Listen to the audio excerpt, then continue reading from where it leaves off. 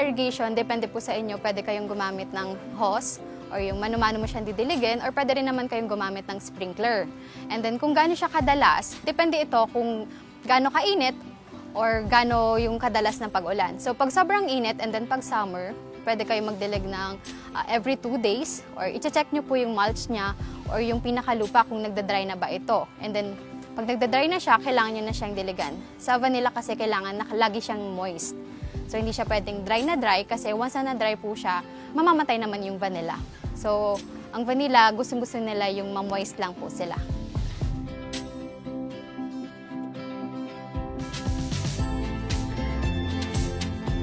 Ang vanilla po kasi is a family siya ng orchids. So gusto niya rin yung mainit, gusto na rin naman niya yung malamig. Kumbaga mataas yung humidity. So mabubuhay siya sa ganong klima.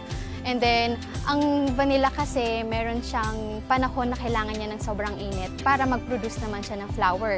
So, and then after po ng summer na yun or mainit na panahon na yun, doon naman papasok yung mataas na humidity or yung malalamig na panahon para naman mas lumago pa siya. So dito kasi sa Pilipinas, maganda yung klima natin para sa vanilla. So madali lang siyang buhayin. Sa mga nagtataka at mga nagtatanong kung kaya ba ditong buhayin yung vanilla, ang sagot po dun is yes po, pwedeng-pwede kasi tamang-tama sa vanilla yung panahon natin na mainit, minsan lumalamig din, and then yun ang gustong-gusto ng mga vanilla. Malalaman mo na tama yung shading na nakukuha ng vanilla, mapapansin mo ito sa mga dahon niya or sa pinaka-vine niya. So, ang vanilla kasi is hindi siya pwedeng direct sa sunlight, kailangan niya ng 50% shading. Kung ang gamit niyo po ay live tree or yung mga coconut trees or mga iba pang puno na pinagkakapitan ng vanilla, perfect na shading na yon.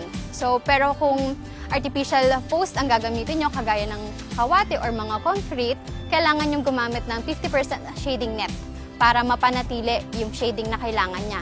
Kasi once na nag-direct sunlight siya, mag-ano naman siya, yung dahon niya mag-yellow.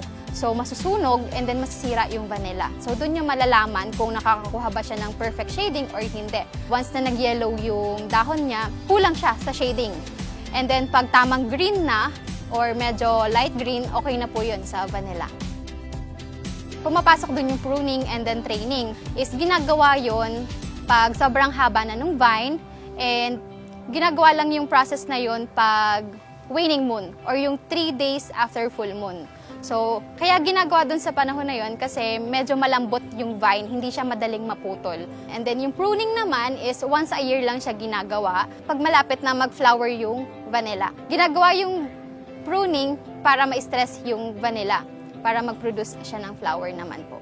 Yung vanilla pods kasi is kulay green siya. So once na nahihinog na siya, medyo nagla-light green na siya, and then nag-yellowish yung pinaka-tip niya. So once na nag-yellowish na yung tip, kailangan mo na siyang i-harvest, and doon naman papasok yung curing process.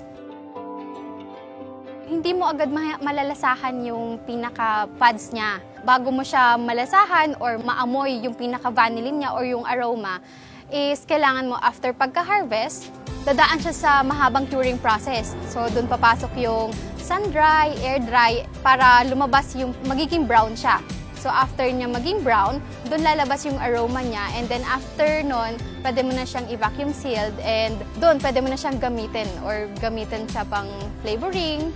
Pamatagalan na hanggang sa magamit, basta naka-vacuum sealed siya. Hindi siya mahahanginan kasi once na nahahanginan pa rin siya, madadry siya ng madadry hanggang sa mawala na siya talaga ng pagka-moist. From the pinaka-fresh na beans, 30% na lang ang matitira sa kanya na moist.